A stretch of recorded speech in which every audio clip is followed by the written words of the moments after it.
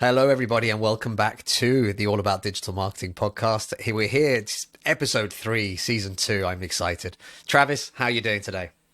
I'm doing great, man. It's always early for me and evening for you, so that time differential always gets to us. But I'm super happy to be here. I'm trying to keep my energy level as high as possible because you are just starting your day, but I'm definitely coming to the end of my day. But here we go. I'm going to give it as much energy as I can today, especially as we're going to be having a conversation about avatars, not the movie with the big blue people, but avatars that are used in marketing and why these are so important. So let's just start off, Travis, again, remembering everybody who's listening to this.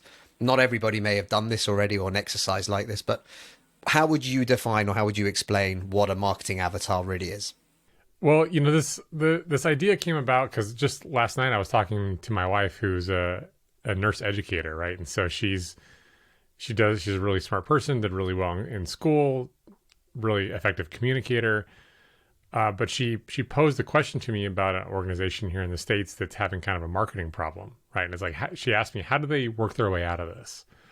And I tried to describe avatars and why marketing to a specific avatar and making it feel like everything you do is purpose built for a specific kind of individual is amazingly powerful. And it brought up this interesting conversation about, well, but how do you make your marketing or your organization or your product as inclusive as possible?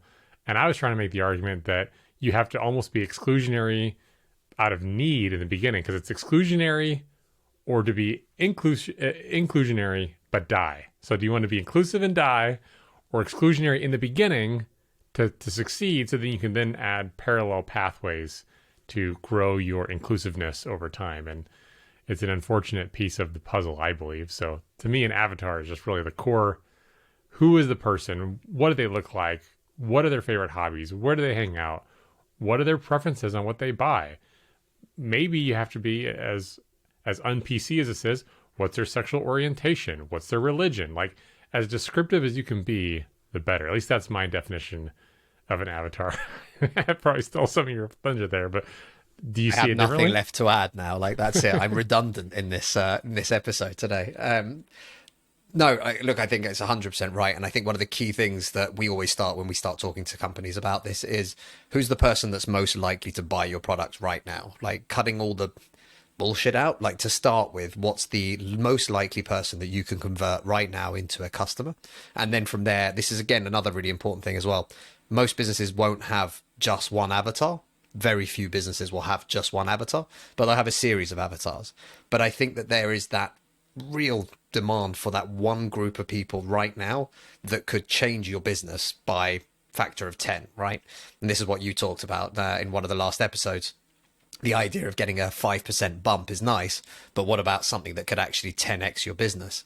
And actually hitting the right group of people and only hitting them and creating marketing for just for them can create a massive shift in that. And I think that's what's really important about this. Yeah. So, like, one example, because I think examples are the best way to sort of illustrate this, right? And I agree. Most businesses, like, I remember working as a retail employee at Best Buy, which is an electronics retailer here in the States for those who don't live here. And they made us go through this mandatory training, and they had these different types of shoppers, right? Like, there's like basically the stressed out mom with a bunch of kids, and they would straight up tell you their income levels, right? So that when they would come in, it would try to advise you as a sales, retail sales associate, to match them with something that fits their needs, maybe modest budget, right? Focus on value. But then there's like another avatar, which you can, I sort of intuitively picked up on. Like, if a guy comes in a custom suit with a Rolex, like, he doesn't want you to show him the house brand TV. He wants to see the sweet, at the time plasma, now the high-end OLED, right? Like, and I used to score almost 0% on Secret Shopper, but I would sell way more than everyone else because I would make these kind of judgments, right? Like, if I offered financing, for example, which they always like, offer financing to everybody. But if someone came in with a Rolex and a custom suit, if I offer a financing, they may actually be offended and it may kill the sale, right? It's like, what do you mean? You think I can't afford a $3,000 TV? Like, for them, it's a point of pride to be like, boom, here's the cash, right?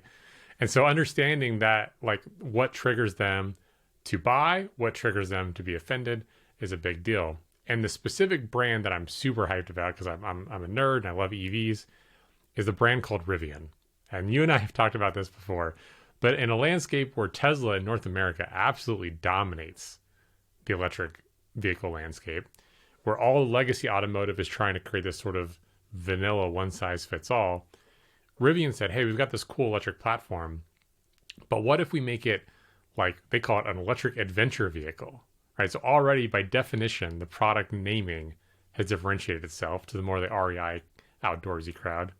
And all of their messaging, all of their illustrations, all of their word choices, all of the places they choose to invest and give back. Like instead of spending money on marketing, they invest in conservation and solar and all of this, like sort of, as a Motor Trend called it, granola munching outdoor enthusiasts. But that speaks to a specific avatar, which I happen to fall into to a certain degree. And so I'm like, yes, I don't want an F-150 Lightning. I want an R1T. You see what I'm saying? So it speaks to a specific demo that tends to have money, is willing to spend money on priorities that they think are green, clean, right? And those kind of things. And that's a really great way to take a product that could have been used for anything, right? It's just a skateboard.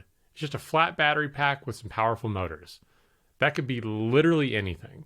But by choosing that market direction and understanding that the entire landscape was leaving it behind, it gave them a sort of, shoe in the door to speak to a specific avatar. Do I remember correctly as well that for this particular truck, and if I can find the picture, I will put this up on the video version of this on YouTube. If I remember correctly, there is a version of this truck that has like all bells and whistles for camping, but like to the point where there's like a pull-out kitchen and stove and all this. Do I remember this correctly?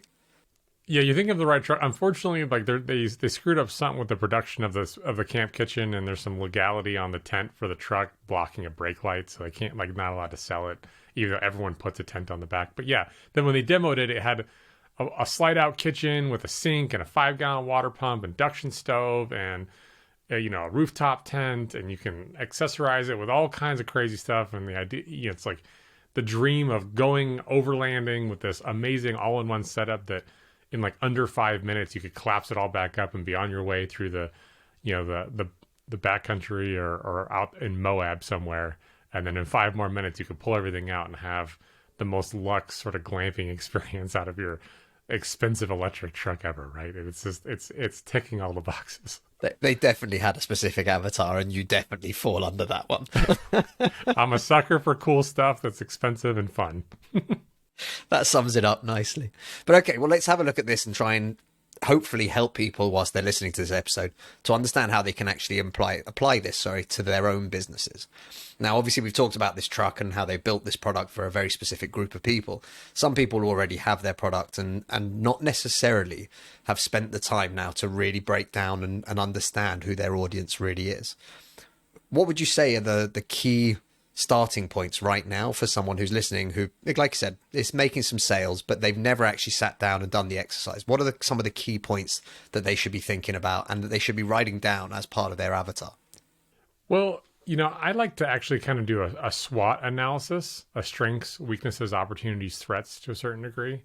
And part of it is not only understanding who's buying your stuff right now, because a lot of people default to my product can help everyone, right? Like as someone who runs an email service provider, right? Like it's very easy to fall in this trap of everyone can use email, right?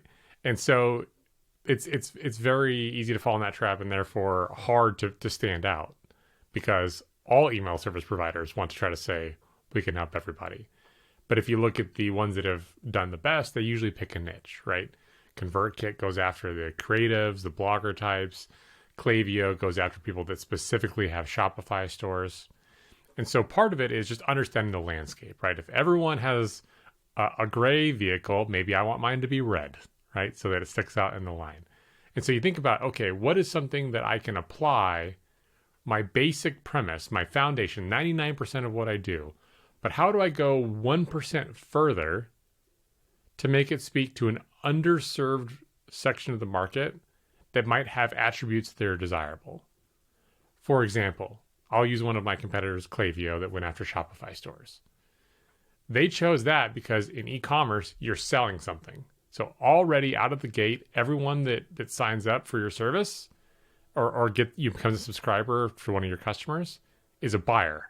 The quality of that lead is already way better, right? So now you just reduced your burden on your deliverability side of things, right? Your infrastructure and your compliance.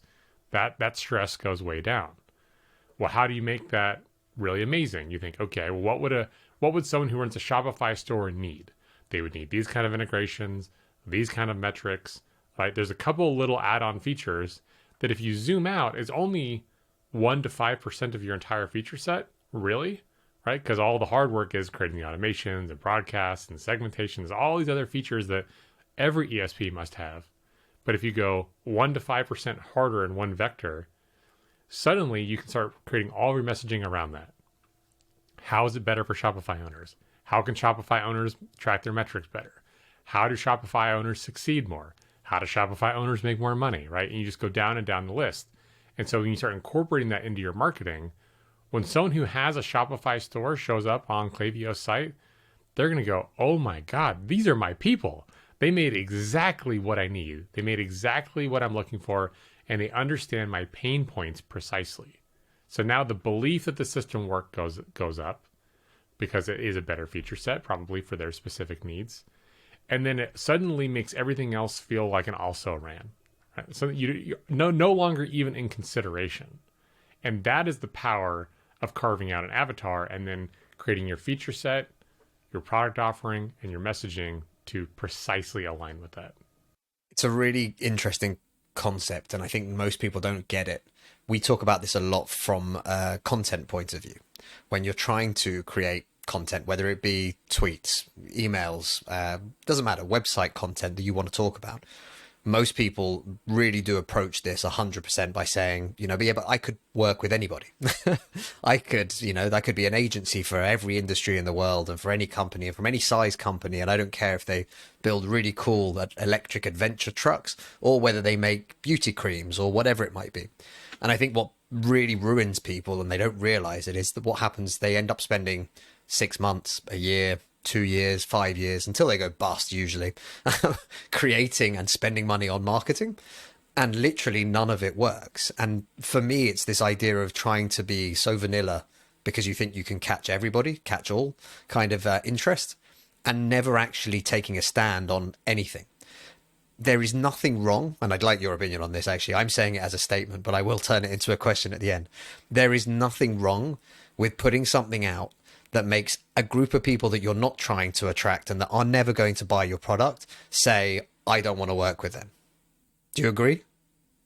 Oftentimes, it's actually good for business. I mean, God, look at the Cybertruck.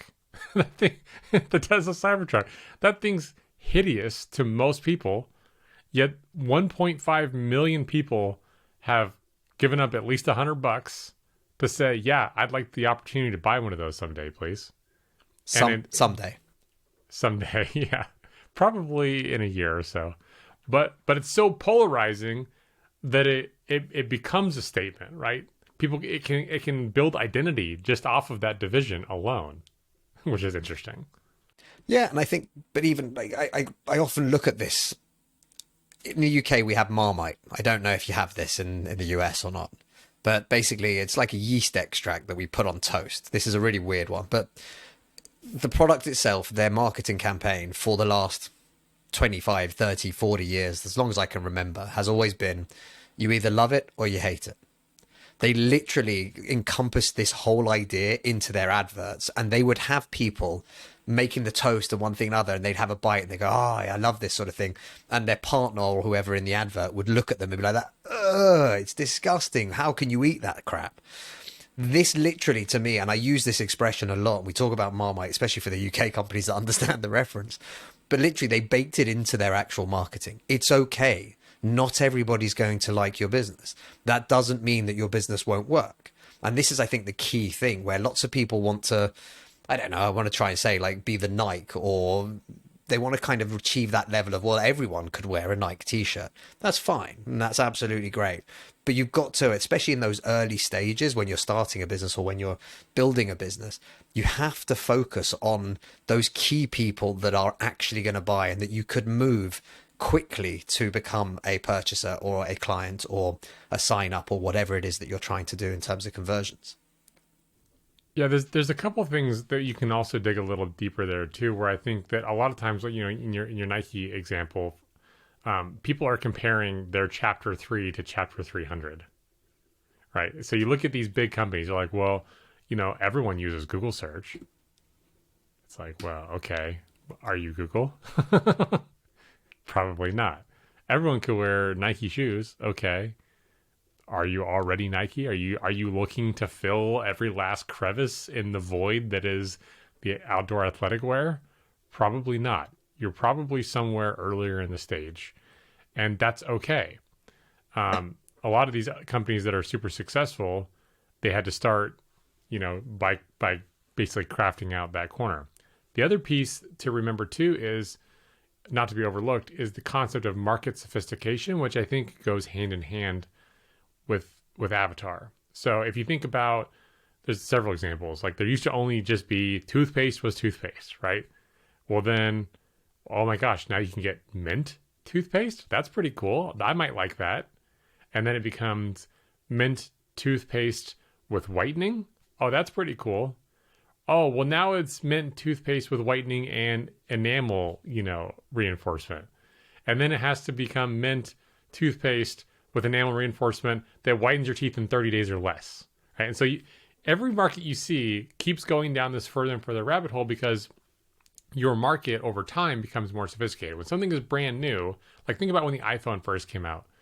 Apple had no problem selling basically every iPhone that they could make because people would just come to the store and be like, is this where I buy the iPhone? And they would say, yes. Would you like one?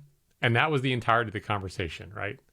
And now it has to be, oh, it's got an amazing OLED display and it has this different kind of Face ID and it has an improved camera and it has different materials and it charges faster and it has MagSafe, right? So over time, the market becomes more sophisticated. The same happens with freaking barbecue sauce. Like I'm old enough to remember that when I was a kid, you go to the barbecue sauce part of the grocery store here in America and there'd be like 3 or 4 brands, just whatever flavor that they came with. That was their deal. And now it's like a whole dang aisle. I'm serious. So, and each brand has about 45 different, hickory smoked, Cimarron, whatever, right? Like 18 million variations because the market sophistication has gotten to a point that people want to find that 1% that speaks to their particular taste, their particular preferences, their particular identity. And you find this over time and everything. So really your avatar has to also take into account market sophistication because the way something launched originally may not be the reality of the market today. And you can't compete the way that they found their success. How do you feel people should approach the idea of avatars, but also taking into consideration their competition at the same time? Because I think there's a lot to be said for taking a look at who you believe your avatar is. Also doing a bit of market research never hurts anyone. That's a freebie for anyone listening. Seriously, there's a lot of information out there. Go find it, go look at it, read it, Google it, maybe even ask ChatGPT if you really want to. But the main thing is actually looking at that is going to give you some real insights into what other people have done. And also understanding where other people maybe have made pitfalls, where other companies haven't been so successful, where other people have tried to target particular customers or whatever it might be. What do you think about trying to figure that out with the avatars and the competition and trying to really understand where you lie? Yeah, well, I want to start by saying I think competition is actually a really good thing, not just for consumers, but I think it's also good because it gives you a strong indicator that a market exists. So often you see people that either want to shoot for the moon, right? They want to be Nike, or they want to say, I've got this really weird shoe that no one else is making. I can, it's going to be huge. It goes, well, okay, you don't think these people will spend a lot of money on R&D? Is there a reason that something so different doesn't exist? It might be because the market doesn't exist. They may have already market tested that. Apple, for instance, famously, when people come in for an interview and they ask, well, how would you improve XYZ product? And as people rattle off all their ideas, Apple's basically like, yep, we tried that. Here's why it didn't work. Yep, we tried that. Here's why it didn't work. Yep, we tried that. Here's why it didn't work. All these internal things, right?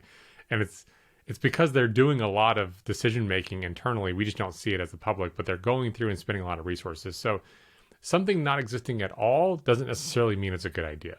However, there are step changes in technology specifically, right? Or trends or styles or buying preferences that older companies may be slow to adopt, right? So like last episode, we talked about AI.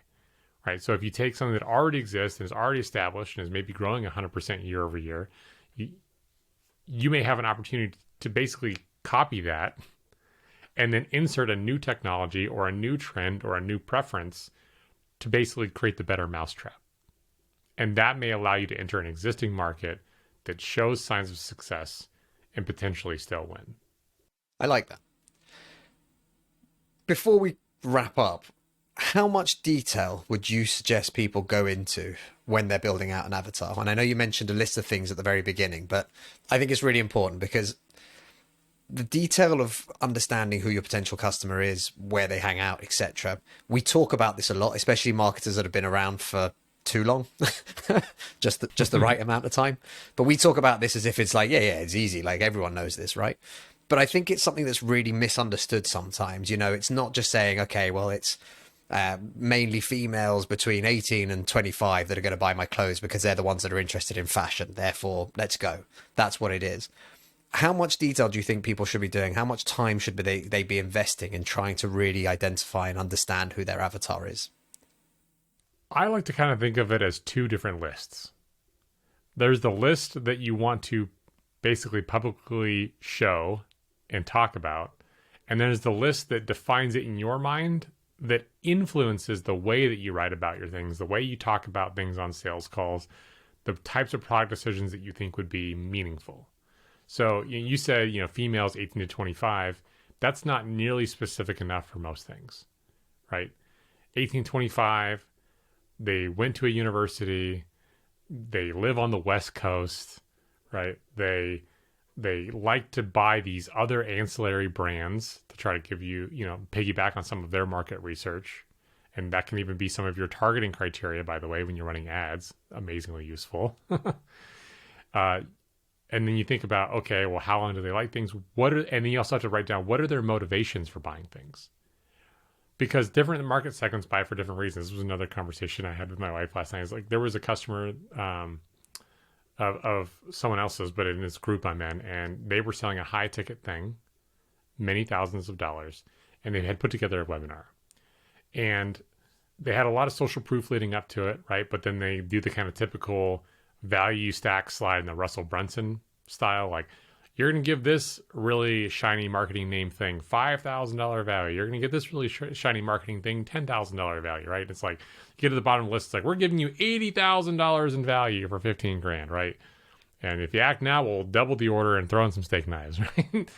And my point to them was someone who's buying a sub $100 thing, they may actually be looking for that quote silver bullet, and they may be motivated to buy something that they think can cost almost nothing, can fulfill everything, and is going to do it in 24 hours.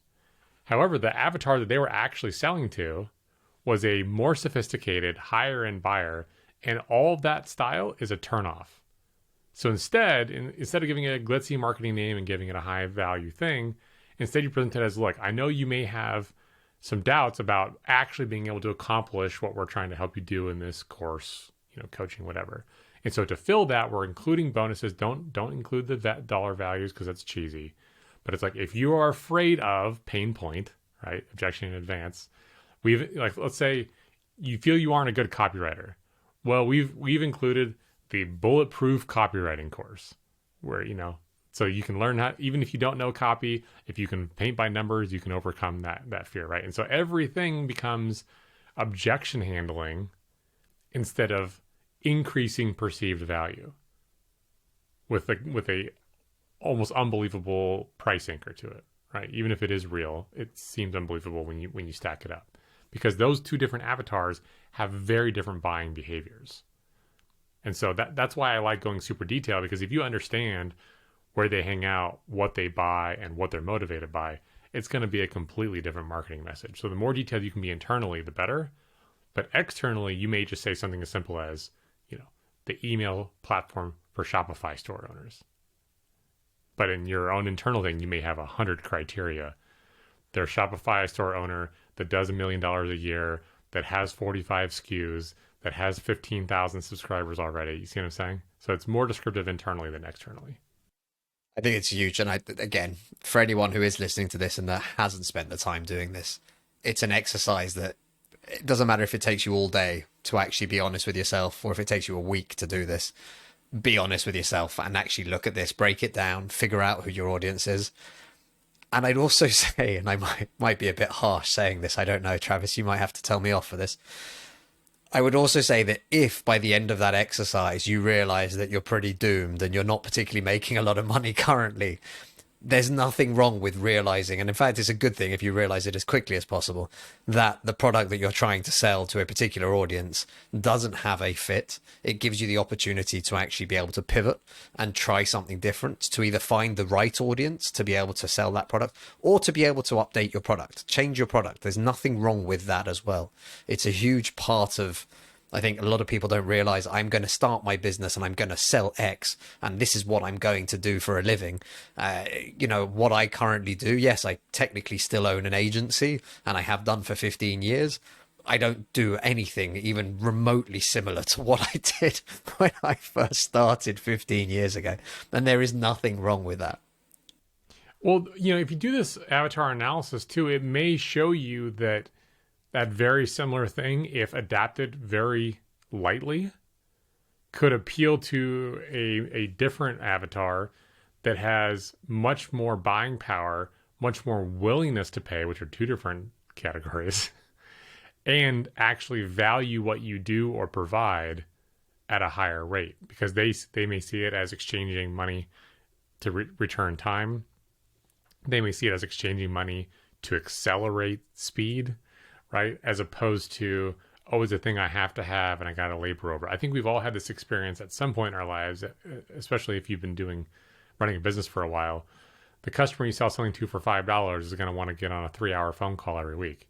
The customer that you sell for 50 grand says, great, I wired the money, basically never talk to me again, just give me what we promised and we'll move on with our lives.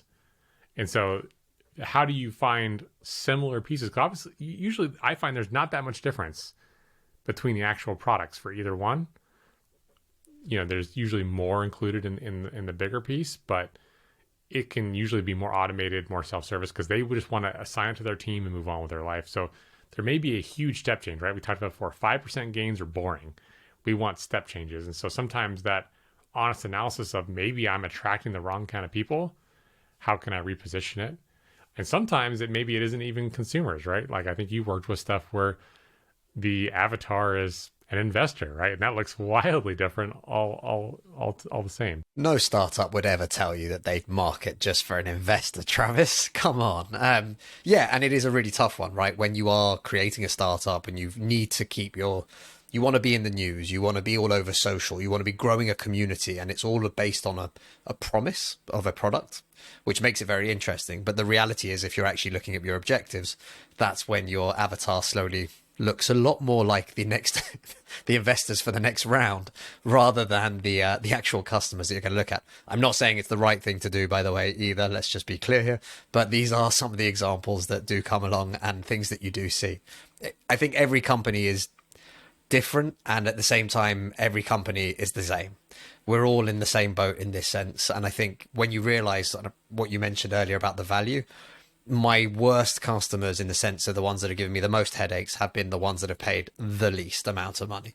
The people who pay me the most amount of money are the best people to work with, because they're receptive, they want to do things, they want to get cool shit out there, they want to just keep innovating on different ideas, etc. And actually the ones that want to pay as little as possible are always complaining, why didn't I get more results? Why hasn't this gone viral? And you're like, that, I don't have time for this. So yeah. Or to be kind of cheeky about it, they may say, why isn't my marriage better? Why don't my kids call me? You're like, man, you bought an SEO package. I don't know what you what you want from me here. Ask ChatGPT, you'll be fine. Bye, gotta go.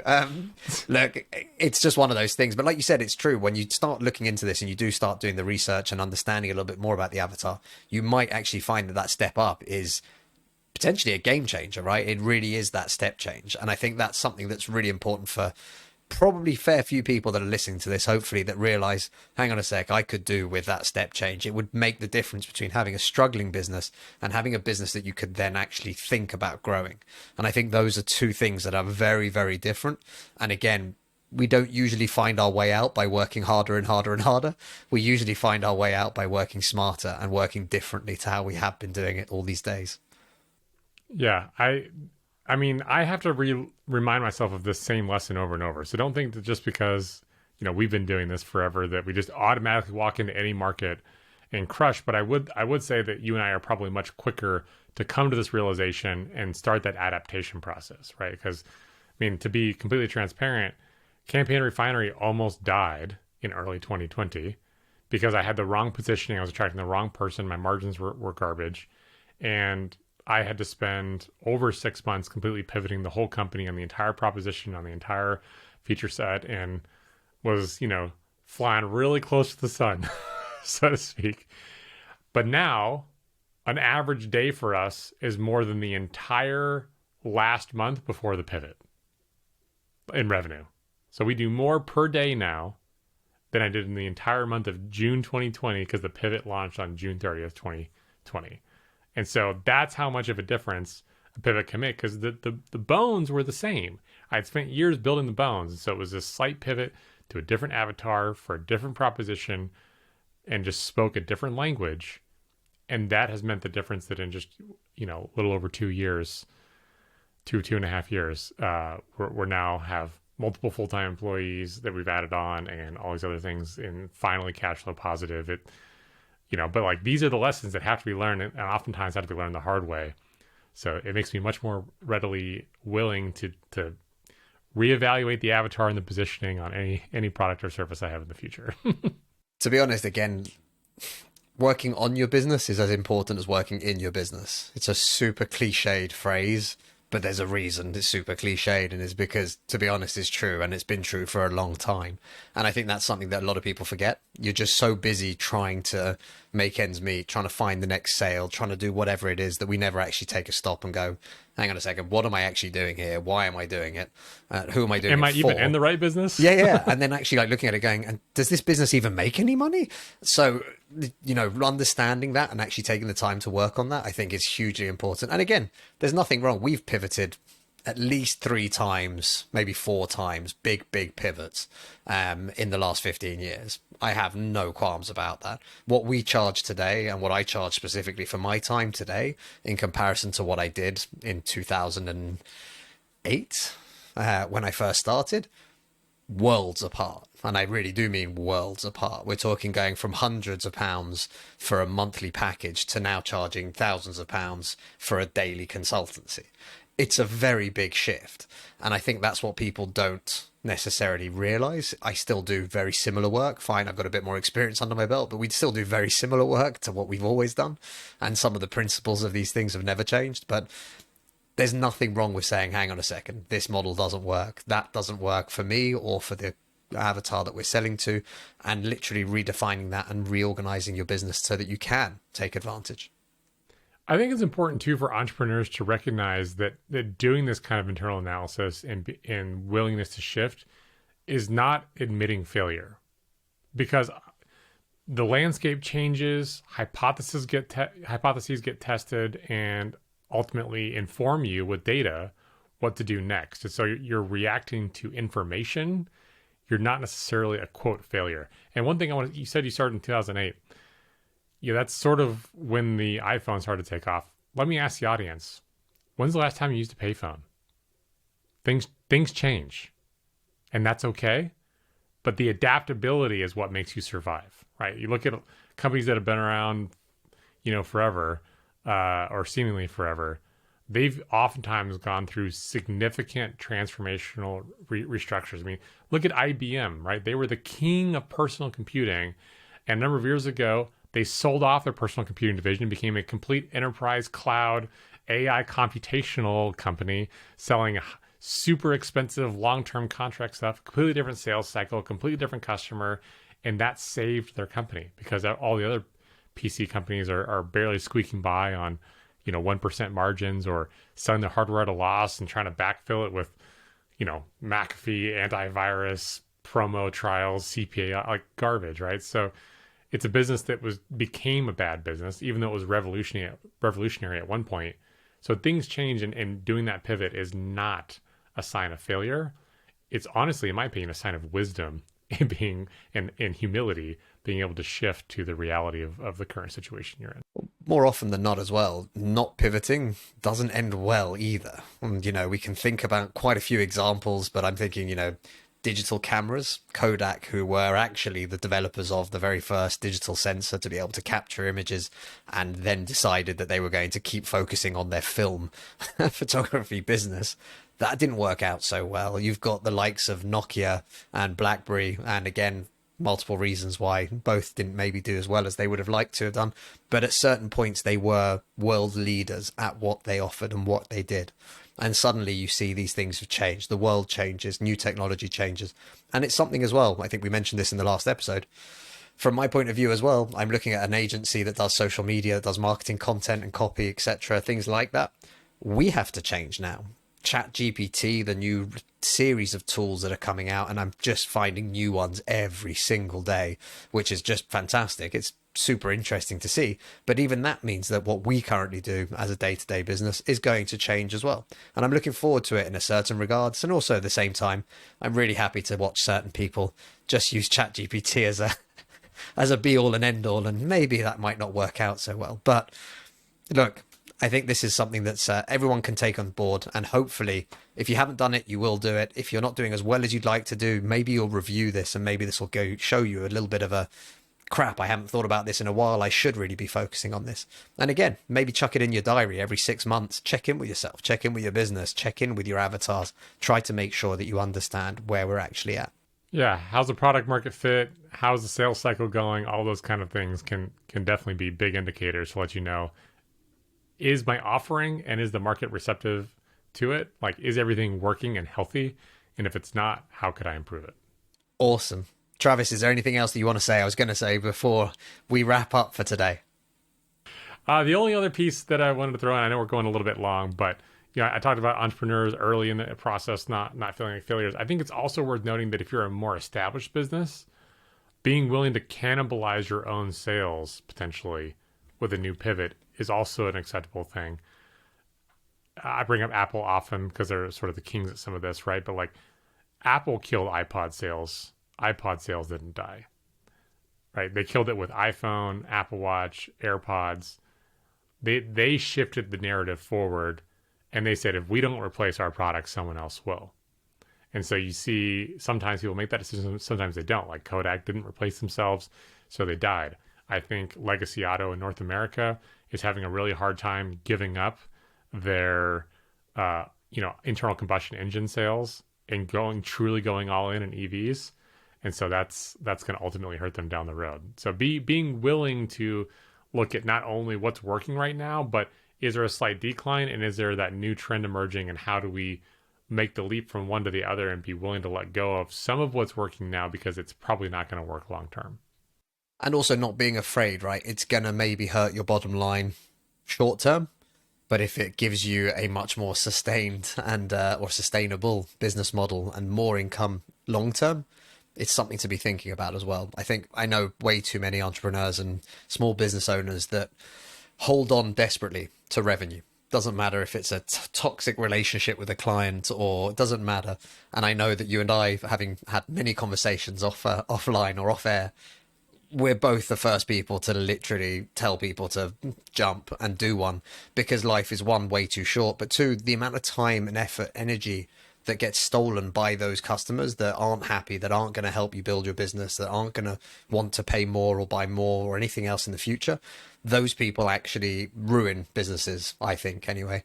And by getting rid of them, you can then start focusing on the people that do love your business, that do want to work with you, that do want to tell other people about it. And you can find more people like that. Cosign. Well, on a cosign, I'm leaving it there. That's fantastic. Everybody, thank you so much for tuning in. I'm hoping you're enjoying this new series that we've currently put together. If you have any ideas, or you have any comments, or any thoughts about things that you'd like us to cover and things that you'd like us to talk about, please don't hesitate. Drop a comment below or check out the website. You'll find all the information and contact details there to be able to get in touch with us. Travis, thank you so much for your time today. We'll see you again next week. Sounds good, man. Talk next week.